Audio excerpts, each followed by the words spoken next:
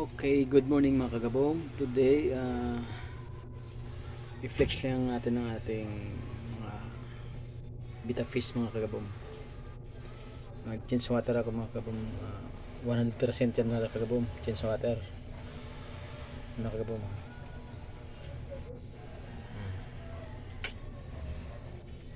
100% yan kagabong yung change water natin.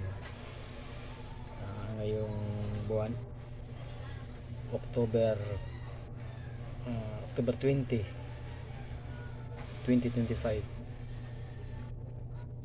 mga kabong, beta fish natin mga kabong. Yan, i-breedy ko yan sa mga kabong yan, yung akin na red dragon na female, saka ito yung red natin mga kabong, super red natin. Ayun ang mga kabong, lupit o yun natin, super red half moon.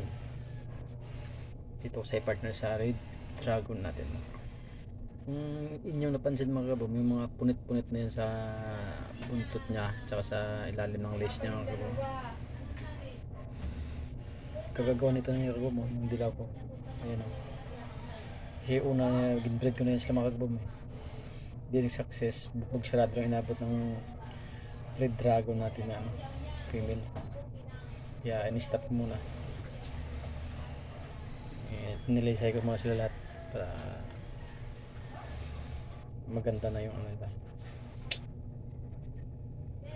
So yun ang pupunta yan. Yung sa loob mga kabom, yun yung biltel natin nga nag-breed na ngayon. May mga fry na tayo nyan, napakaraming fry ng mga kabom. Yun ang biltel sa loob mga kabom. Ayun o, biltel yan, kapalahin na tayo ng kabom. Kaya sobrang liit po ngayon. Mga October 10 na yung kabom na hatch yung ano yun, fry nila. Ito mga kabom yung mother nila, inunok ko si kabom kumbaga naklimit ko muna kasi nag-100 change water ako, naklimit ko mga 50 minutes. Ito na kabom, okay ka na kabom, ito na siya.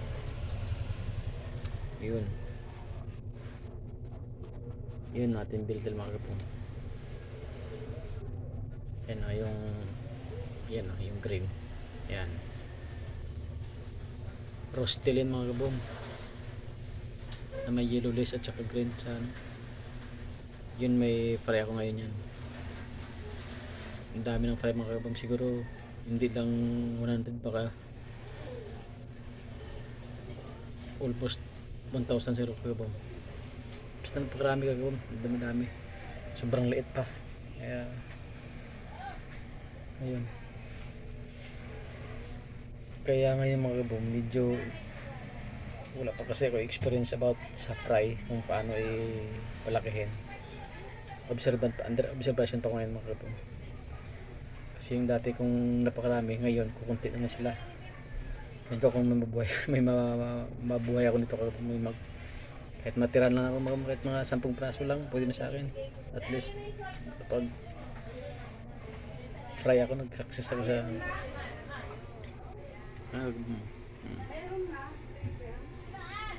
ito kasi mga kabom yung fry nila o. Tingnan mo kabom, ayun o, yun ang fry ng biltel ko at rostel na kulay green. Tingnan mo kabom, diba sobrang liit lang, halos hindi nyo na makita nga. Puro gagalaw-galaw yung kabom pag yun o, mga liit yan.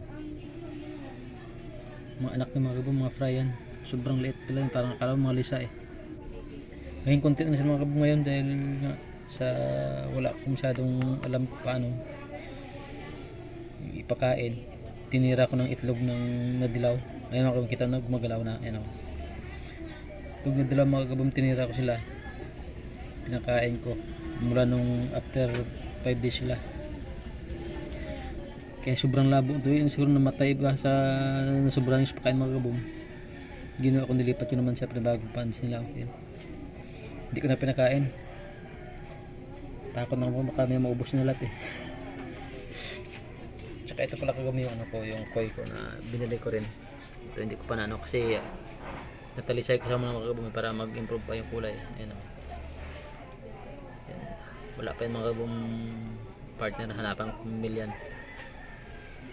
Tsaka hindi mo wala yung mga gapi natin mga kabum, no? Mga gapi natin dyan, yun o. Yun, yung mga gapi natin kabum na mga hats na mga anak-anak na yung mga maliit na yan. Yan yung mga parang semi-jubi na mga kabum, mga anak na lang yun yan. At saka ito mga kabum. Ang dami na mga anak na yan. Ayan, binukod ko rin yung ibang anak ng mga fry ko na betta fish mga kagabong. Saka ito mga kagabong. Ayan, mga anak na mga kagabong, mga bita, mga gapi ko mga kagabong. Anak ng gapi ko yun. Ito kagabong. Okay mga kagabong, next na video mga kagabong, abangan nyo lang yung ano ko, yung pag-breeding ko mga kabong. Mag-success tayo mga kabong. Ito, yung super red tsaka yung yung female natin na red dragon. Okay? Bye! See you na tayo sunod nga video natin mga kabong.